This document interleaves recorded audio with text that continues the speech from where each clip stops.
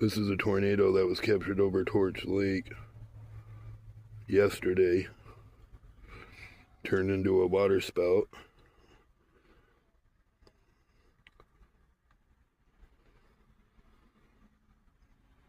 They're coming all the way up to northern Michigan now.